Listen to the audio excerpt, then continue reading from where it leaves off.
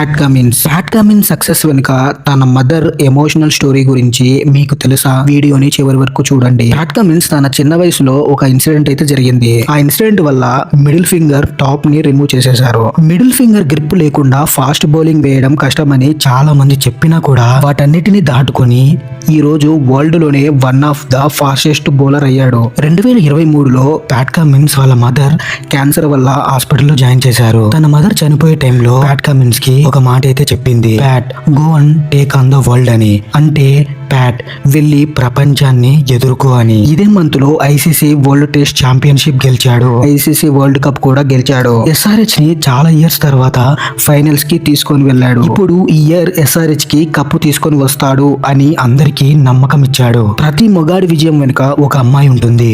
అలానే కమిన్స్ విజయం వెనుక తన మదర్ కి ఇచ్చిన మాట అయితే ఉంది. ప్యాట్ కమిన్స్ ఫ్యాన్స్ ఖచ్చితంగా వీడియోకి లైక్ చేసి కింద ఎస్ఆర్హెచ్ అని కామెంట్ అయితే చేయండి.